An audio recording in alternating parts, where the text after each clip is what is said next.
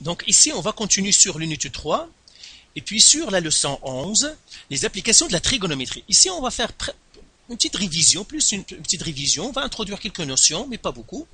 Alors, regardons de quoi s'agit-il. Alors, premièrement, on va commencer par la trigonométrie du triangle rectangle. Hein? Trigonométrie du triangle rectangle. Trigonométrie du triangle rectangle. Du triangle rectangle. Alors, la trigonométrie du triangle rectangle, qu'est-ce qu'il me dit? Il me dit, si tu as un triangle rectangle, par exemple comme ça, voilà, voilà, ça c'est un triangle rectangle, ça c'est A, B, et ça c'est C. J'ai un angle droit ici, et puis si j'ai un angle, l'angle A par exemple, je l'appellerai θ, θ degré, eh bien, il me dit il y a un lien entre les angles, l'angle, et puis les côtés. Et tout simplement, on peut trouver le cosinus de l'angle A, ou bien l'angle θ, le sinus de l'angle A, ou bien l'angle θ, et le tan de l'angle θ. Ici, on va utiliser plus les θ, parce que maintenant, tu dois prendre habitude à utiliser ces lettres-là. Et puis là, l'angle θ, ici, son opposé, c'est lui, donc ça, c'est l'opposé. Ça, c'est l'adjacent, et ça, c'est l'hypoténuse. Et la trigonométrie me dit quoi? Il me dit que le cosinus, c'est adjacent qui divise l'hypoténuse. Le sinus de l'angle θ, c'est opposé qui divise l'hypoténuse. Et le tan, c'est l'opposé qui divise l'adjacent. C'est ça ce que ça me dit, la trigonométrie. Eh bien, il y a ceux qui ont dit, mais pourquoi on prend A qui divise H? Pourquoi ne pas prendre H qui divise A? Eh bien, il y a des gens qui disent, ben, on va le faire. Et ça, on l'appelle le sec. Sec dans l'angle θ ou bien l'angle A, eh bien, c'est l'hypoténuse qui divise l'adjacent. Même chose, il y a ceux qui ont dit, mais pourquoi on diviserait l'opposé par l'hypoténuse? Divisons l'hypoténuse par l'opposé. Pardon. Et ça, on l'appelle cosec. Cosec de θ, c'est tout simplement, je prends l'hypoténuse, je le divise par l'opposé. Et puis la même chose pour le tan, on l'appelle la cotane de θ. Ça, c'est adjacent qui divise l'opposé. Donc ça, on l'appelle la sécante de l'angle. Ça, on l'appelle la coséquente de l'angle, la cosec. Et celle-là, on l'appelle la cotangente de l'angle. Eh bien, quel est l'avantage? Eh bien, c'est tout simplement, regarde, par exemple, si je prends le cosinus, j'ai l'adjacent qui va diviser l'hypoténuse, eh bien, ça va toujours être, comme si je prends le cosinus est toujours plus petit que 1. Parce que l'adjacent ne peut jamais dépasser l'hypoténuse. Par exemple, l'adjacent est 2, l'hypoténuse doit être 3 et plus. Et si je fais 2 qui divise 3, ben, je vais trouver 0, alors que si je fais le plus... Là, dans le cosinus et le sinus, on fait le plus grand, le plus petit qui divise le plus grand. Ben, c'est pour cela qu'on va trouver des valeurs 0, il y a ceux qui disent, mais pourquoi ne pas faire l'inverse pour trouver des valeurs? C'est-à-dire le plus grand le divise par le plus petit. À quoi servent ces sec, cosec, cotane? Ben, c'est la même chose que cosinus, sinus, tan, seulement ils peuvent simplifier les équations, ou bien quand on a des problèmes, parfois ça pourrait être plus facile d'utiliser le sec, le cosec, le cotane, que d'utiliser le cos, le sin et le tan. C'est tout simplement ça. Hein. Généralement, on va utiliser toujours cosinus, sinus, tan, mais parfois, sec et cosec, cotane sont plus appropriés parce qu'ils simplifient les équations. Donc, voilà pourquoi.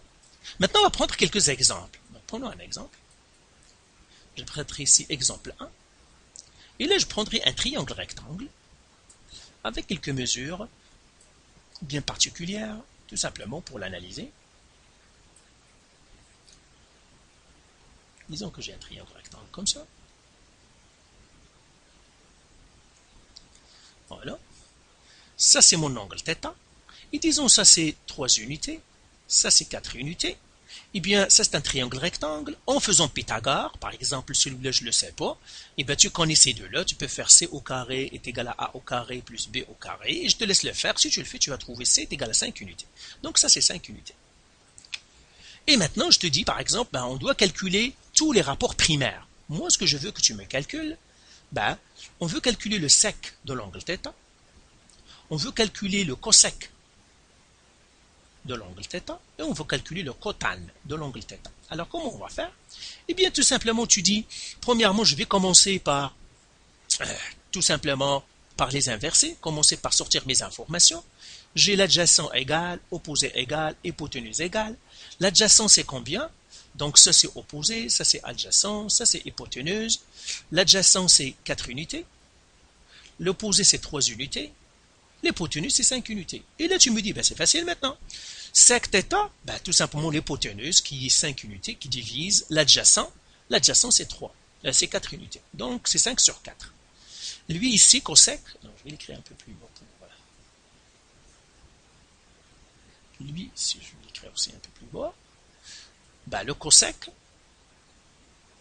de θ, tout simplement, je les inverse. C'est l'hypoténuse qui est 5 unités sur l'opposé qui est 3 unités. Et le cotan θ, ben, tu vas me dire, ben, la règle c'est adjacent qui divise opposé, l'adjacent c'est 4, 4 sur 3. Et bien voilà, on les a trouvés. Alors j'attire ton attention sur une chose, on a cosinus lié avec sec, sinus avec cosec. Le bon sens, ou bien, c'est-à-dire le bon sens nous dirait que cosinus ça doit être avec cosec, et puis sinus ça doit être avec sec, et ben non, c'est le contraire. Cosinus avec sec et sinus, c'est un cosec. Ça aussi, c'est un petit truc. Tu dis, ah, ce que je penserais, c'est cosinus avec cosec. Et bien, je fais le contraire. Et bien, cosinus avec sec et sinus avec cosec. Donc, voilà comment on peut trouver le cosinus, le sec, le cosec et le cotan dans un triangle rectangle si on a les mesures. Maintenant, on va faire un exemple 2 avec la calculatrice. Ça veut dire, je connais que l'angle. Je connais la mesure de l'angle. Comment je calculerai le sec, le cosec et le cotan par la calculatrice? Il n'y a pas de touche sec, cosec, cotan dans les calculatrices. Hein. Donc, on va prendre exemple 2. Eh bien, tout simplement, je prends par exemple θ est égal à 30 degrés. Et j'aimerais calculer sec de θ, cosec de θ, et j'aimerais avoir cotan, cote de θ. Là, je vais l'effacer. J'aimerais avoir cotan de θ à la calculatrice. Cotan de θ. Eh bien, regarde, c'est très très facile. Parce que quand on regarde le lien entre cosinus et le sec, eh bien c'est tout simplement on inverse. La fraction, on les switch. On switch les fractions tout simplement. C'est ça ce que ça donne. Hein? Entre le sinus et le cosec, on switch la fraction qui est le haut va devenir le bas, le numérateur va devenir le dénominateur, etc. Eh bien, ça veut dire ici, la première chose, si je veux chercher le sec est lié avec cosinus θ, eh bien, la première chose, je calcule le cosinus θ. Le cosinus θ, c'est 30, donc je cherche le cosinus 30, donc je fais cos 30, cosinus 30, eh bien, ça me donne 0,8660. Eh bien, je dois le switcher, je dois le mettre comme une fraction, donc je le fais sur 1, et je le switch. Donc, ça va faire 1 sur 0,8860. Et là, je fais le calcul. Donc, ça veut dire c'est 1 qui divise 0,8860. Et finalement, ça me donne 1,128 7. J'arrondis, ça va faire 7. Comme ça. Maintenant, sec, sec, il est lié avec sinus. Donc, il suffit que je cherche le sinus 30. Alors, sinus 30, donc tout simplement, je fais sinus de 30 degrés. Ça me donne 0,5. Ça, je peux l'écrire en fraction parce que c'est facile, c'est 1,5. Et bien maintenant, je les switch pour trouver le cosec. Donc, tout simplement, ça va faire 2 sur 1 et 2 sur 1, c'est 2. Le cotan, pour calculer le cotan, il suffit de calculer le tan de θ. Alors, je fais tan 30. Ça fait 0,5774. 0,5774. Là aussi, il suffit de les switcher pour trouver le tan. Donc, je le fais que celle-là comme une fraction et je les switch. Ça va faire 1 sur 0,5775 qui me donnerait finalement. Donc, ça va faire 1 qui divise ce que m'a donné tout à l'heure la calculatrice réponse égale à 1,7321. 1,7321. Donc voilà comment on trouve les rapports trigonométriques avec la calculatrice. Donc tout simplement, c'est pour cela qu'on ne trouve pas les autres touches dans la calculatrice, parce qu'il suffit de les switcher. Donc on ne va pas remplir la calculatrice par quelque chose qu'on peut calculer facilement.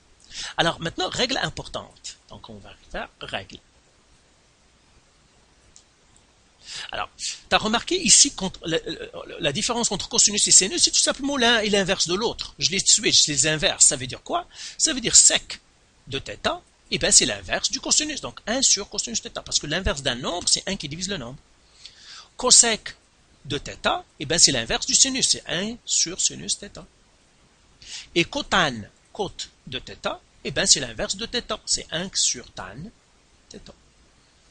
Ben voilà, ça ce sont des règles que tu dois bien maîtriser parce qu'ils vont te simplifier la vie pour calculer le sec, le cosec et le cotane, tout simplement. Je calcule le sinus, le cosinus au début, puis je les inverse, là, et là je trouverai mes angles.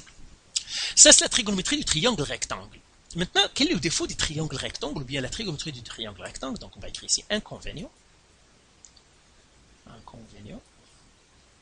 Eh bien, l'inconvénient, c'est que je ne peux pas calculer les rapports trigonométriques primaires. Ça, on les appelle des rapports trigonométriques primaires. Alors, attends, parce que c'est très important. On les appelle rapports trigonométriques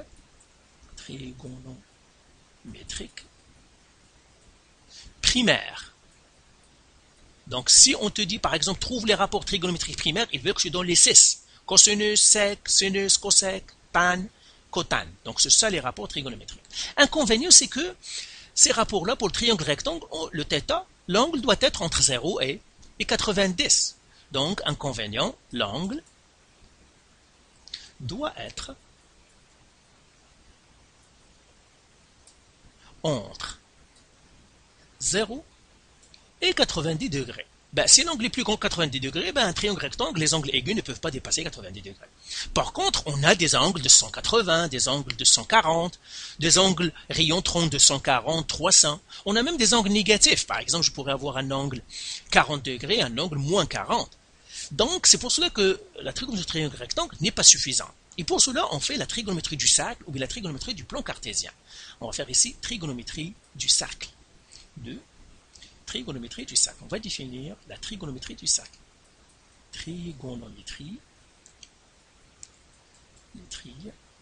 du cercle dans un plan cartésien. Dans un plan cartésien. Donc on a besoin d'un plan cartésien pour définir un plan cartésien. Alors, premièrement, les angles, comment on les définit dans un plan cartésien? Eh bien, on les définit toujours par rapport à l'est. Parce que quand j'ai un angle, eh bien, un angle a deux côtés. Il a un côté ici, il a un autre côté. Celui-là, toujours on le prend l'est. Celui-là, on l'appelle le côté terminal. Côté terminal. Donc, si je veux tracer un angle dans le bon plan cartésien de 60 degrés, par exemple, eh bien, tout simplement, je prends mon rapporteur d'angle, je peux tracer un angle de 30 degrés, eh bien, ça, c'est un angle de 30 degrés. Et regarde, j'ai fait l'est vers l'anti-horaire. L'anti-horaire, ça, les angles, on les compte positifs. Le sens horaire, les angles sont comptés négatifs. Donc, si je tourne vers le sens anti-horaire, les angles vont compter positifs. Si je tourne vers le sens contraire, les angles vont compter négatifs. Donc, ça, c'est un angle de 30. Maintenant, si je veux, ça, c'est θ égale à 30 degrés. Si je veux tracer un angle de θ est égal à moins 60 degrés, par exemple, eh bien, je vais le tracer dans l'autre sens. Donc, moins 60, donc ça va être ici. Par exemple, ça, c'est 60 degrés. Avec mon rapporteur d'angle, je trace un angle ici de 60 degrés. Et ça, c'est moins 60 degrés. Pourquoi? Parce que je suis dans le sens inverse des aiguilles d'horloge. Je pars de l'est vers le sud. Si je pars de l'est vers le sud, c'est négatif. Si je pars de l'est vers le nord, ça c'est le nord, c'est positif. Ça c'est le sud. Et ça c'est l'ouest. Donc c'est comme ça comment on définit les angles dans un plan cartésien. Et là, on va définir tous les angles. Je pourrais avoir des angles de 90, plus petit que 90, plus gros que 90, plus gros même de 180, etc.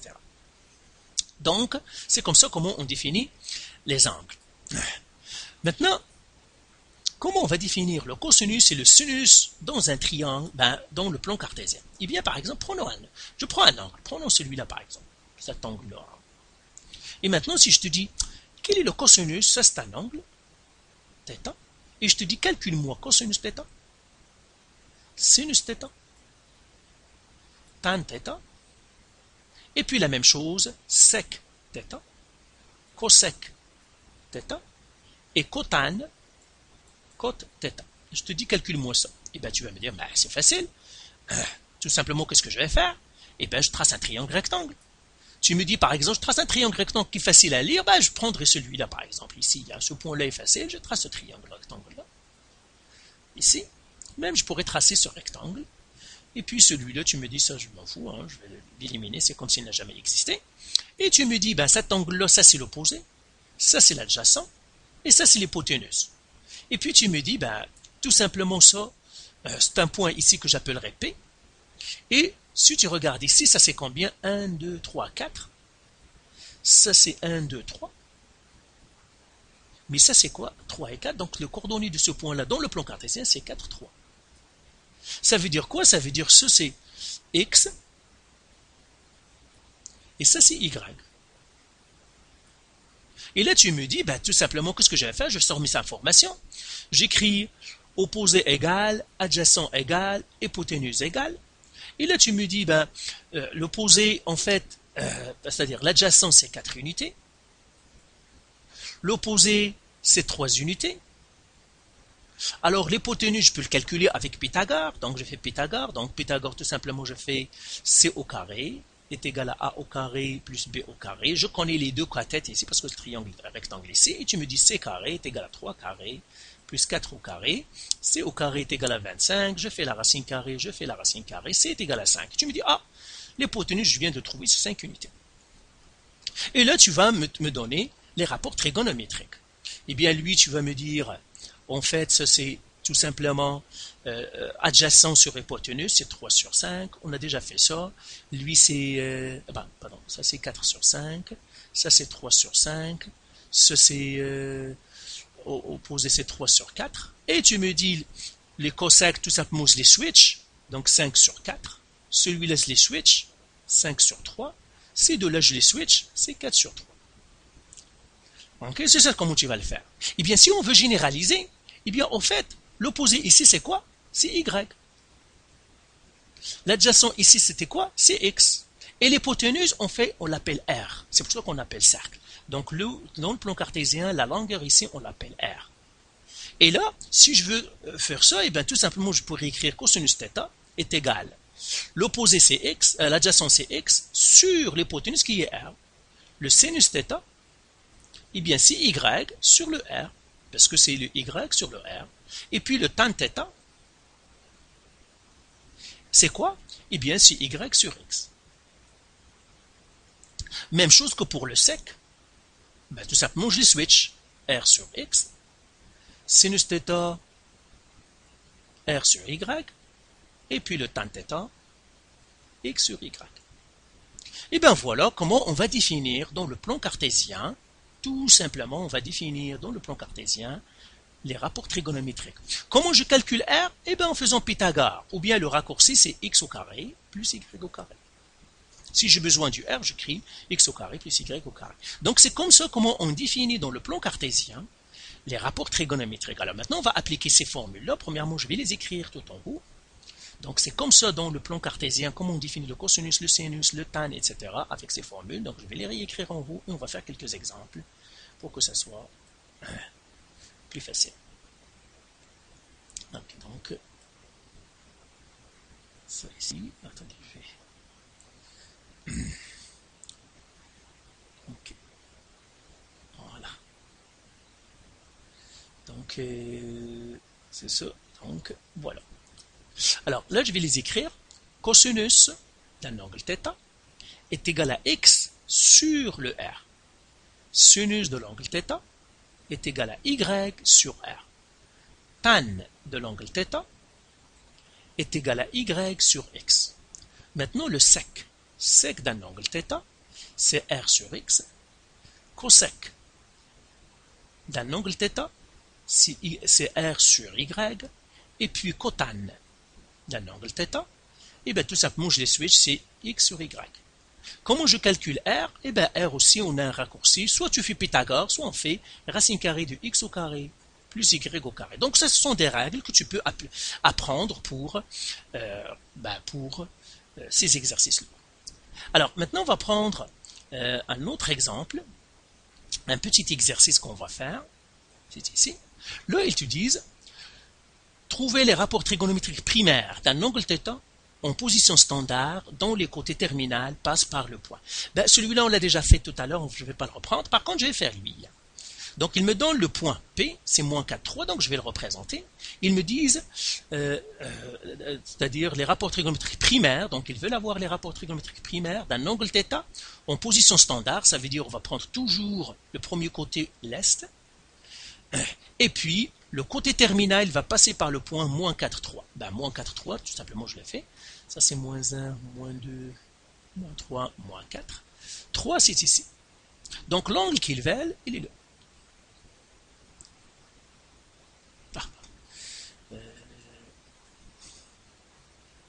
Je vais le tracer encore.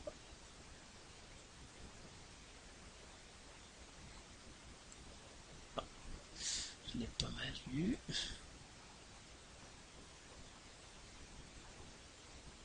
Voilà. Donc on a dit 4, moins 4, 3, moins 4, 3, c'est ici. Donc, ça va faire quelque chose ici. Je m'arrêterai ici. Donc ça c'est mon point P. Hein. Et l'angle c'est quoi? C'est ça l'angle. Il est plus grand que 180. Il est plus grand que 90. Pourquoi? Parce que ça c'est 0 degré. 90 degrés, on va y revenir à ça. Ça c'est 180 degrés. Et ça c'est 270 degrés. Tu dois connaître les points cardinaux. C'est ce qu'on appelle les points cardinaux. L'Est, le Nord. Ça c'est l'Ouest. Et ça c'est le Sud. C'est très important de connaître les points cardinaux et connaître les angles de chaque point cardinal. Et ici, quand je retourne, c'est 360 degrés. Donc voilà. Là, comment je vais calculer le cosinus, le sinus? Eh bien, le point P ici, c'est moins 4, 3. Eh bien, je peux tracer le triangle rectangle ici et faire les calculs, mais on va suivre tout simplement les formules. Les formules, qu'est-ce qu'ils nous disent? Ils me disent que pour calculer le cosinus d'un angle θ, dans le plan cartésien, je prends le point du côté terminal, un des points du côté terminal, et je fais ça. Ça va être x sur r. Le sinus de l'angle θ, ça va être y sur r. Le tan de l'angle θ, ça va être y sur x. Et puis, le r, c'est la racine carrée de x au carré plus y au carré. Tout simplement, je trouve l'hypoténuse du triangle rectangle. Les secs, c'est l'inverse. C'est-à-dire, sec de θ, ça va être r sur x. Cosec de θ, ça va être r sur y, pardon, et le cotan de θ, ça va être x sur y. Donc j'ai l'inverse tout simplement. Eh bien, je vais faire ça. Premièrement, je vais sortir mes informations. X est égal à moins 4, y est égal à 3. Je calcule le r est égal à racine carrée de x au carré plus y au carré. Eh bien, je l'ai fait, c'est racine carrée, moins 4 au carré. Attention, le x est négatif, je dois le mettre entre parenthèses, plus 3 au carré. Et si je fais le calcul, ça c'est 16 plus 4, ça me donnerait racine carrée de 25, qui me donnerait finalement 5. Donc le r est égal à 5, donc je l'ajoute ici, donc je vais l'ajouter ici, je vais les effacer ici, j'écris tout simplement r est égal à 5. Donc ça c'est r est égal à 5. Et là maintenant je calcule mes choses. Hein. Donc là je vais les calculer ici. Donc je vais les calculer ici. Donc je calcule ici. Cosinus de l'angle θ est égal à x. Donc c'est moins 4 sur le r, c'est 5. Sinus θ, c'est y. Y c'est 3 sur 5. Tan θ, c'est y qui divise x. Y c'est 3 sur x, c'est moins 4, qui me donnerait moins 4 sur 3. Maintenant, je calcule les autres angles, c'est-à-dire les autres rapports. Le sec de θ, je switch. Donc le moins va rester moins, parce que lui, le switchant, ça reste moins. 5 sur 4.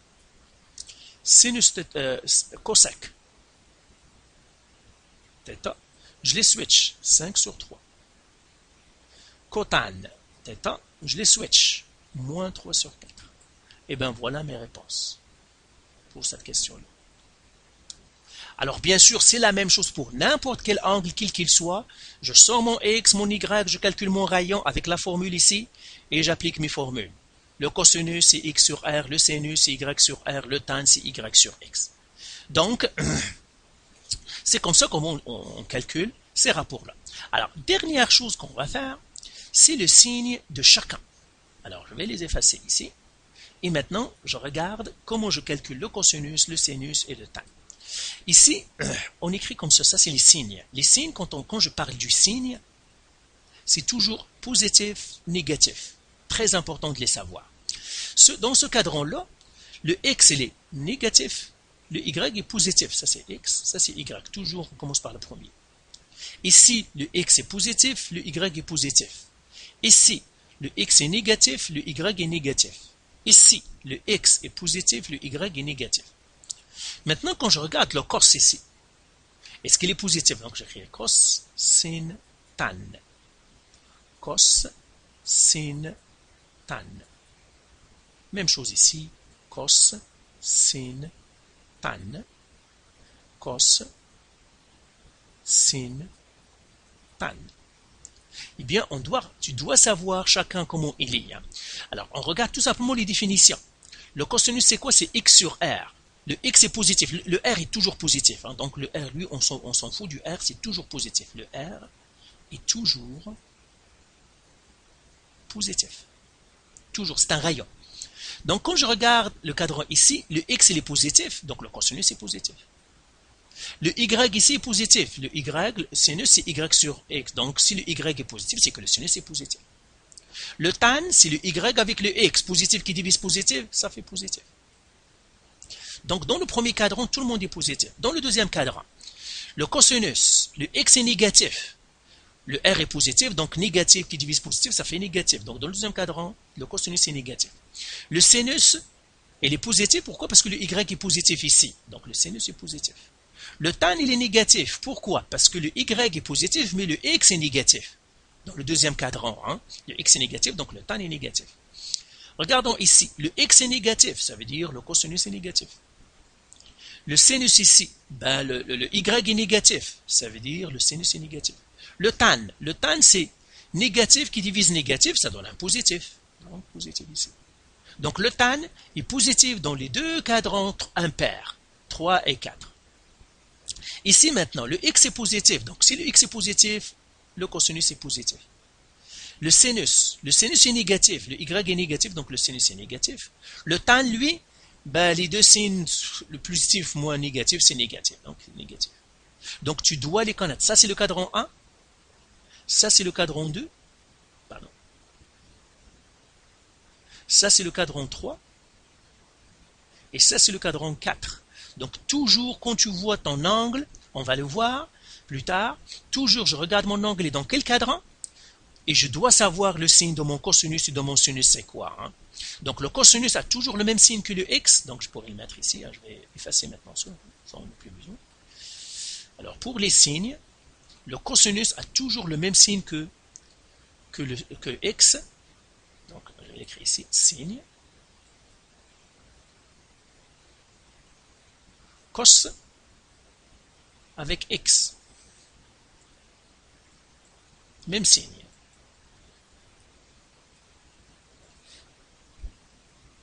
Sinus avec y. Même signe. C'est-à-dire x, le sinus et y, ils ont le même signe. Le tan, lui, eh bien non. Le tan, lui, il est positif. X, y, même signe. Ça veut dire négatif, négatif ou bien positif, positif.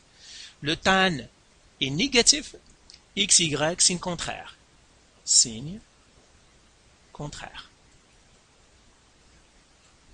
Donc c'est très important de connaître ces formules-là. On va les utiliser dans la prochaine leçon. Très important de connaître ça. Donc voilà pour cette introduction des rapports trigonométriques. Alors on va voir la continuation dans l'autre cours. Allez, bye.